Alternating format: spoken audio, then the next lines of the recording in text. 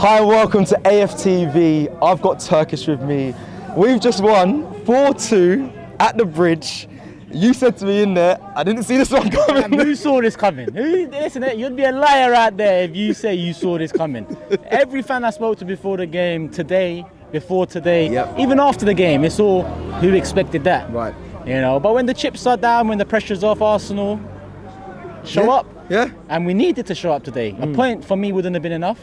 3 points leaves that top four battle in a bit of a, you know. Would you have taken a point before this game? Be honest. I don't think a point was sufficient enough. Okay. Even 3 points for me, it hasn't changed my opinion that the top four race was lost in those last 3 games. But we play again before Tottenham do.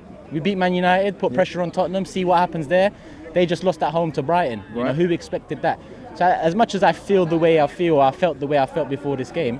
If we can pull off a win against United, if we can go to West Ham and do the same thing, then, you know, we might have forgotten about the Palace, Brighton and Southampton result. Is this what is hard, Turkish, as a fan? That it's this roller coaster. It's like, where were you? Where was this Brighton, Palace and Southampton? We see this today. Is this what is hard for you personally as a fan to, you know, to get behind? But is there light at the end of the tunnel for you off seeing this performance?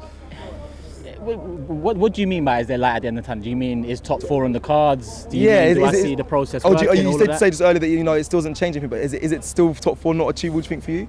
Listen, I'm just going to keep the way I felt before the game. Right. I don't think it's achievable after the 3 losses in a row, but I'm here to be proven wrong. That's what I want this club to do. That's what I want Mikel to do. That's what I want the players to do.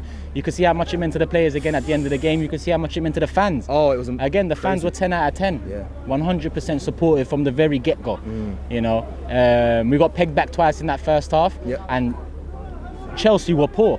So going into that half time, you know, it just felt like, you know, we missed our chance to go in the lead. But we took on the second half and just grew and grew and grew, and in the end we should have got a couple more. Right, and we took the lead at every opportunity. It was us that led the way for all our goals. Really, we were never behind in this game. Yeah, 100%. 2 players I want to not call out, but talk about in particular. No, I was going to mention them, but you go. I was going to say your words just quickly on. Let's just start with Eddie Nketiah, because we spoke about him on live. We spoke about the striker speaking out, and you commended him for how professional he was and how honest he was in that interview that he did on that podcast.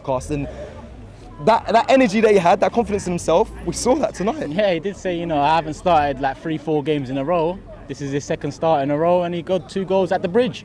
Listen, Eddie played well today. For me, one of the candidates for man of the match.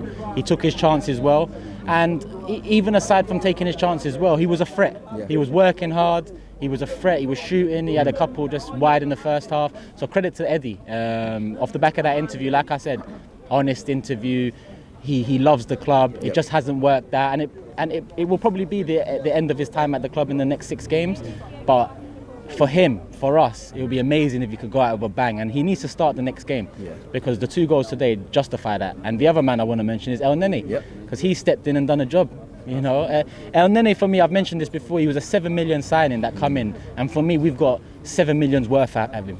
You know, he's here for depth. He stepped in today, and he for me, he was man of the match. For me, El Neni was man of the match, because in the middle he was just relentless. He was relentless. He was getting stuck in, and he was leading by example out there. And I like that, and that's what we need to see moving forward, because without Tierney and Partey, we need these people to fill in. Now Arteta, for the 3rd game in a row, tried something different, obviously off the back of the Tierney and Partey injuries.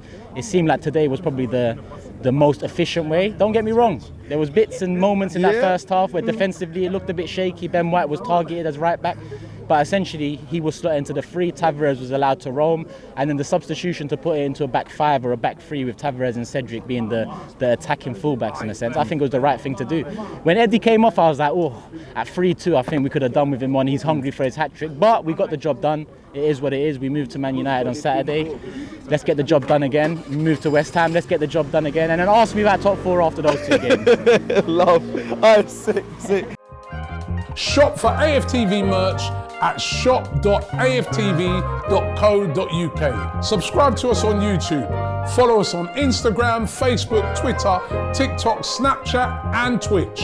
We've got content for every platform, so check it out.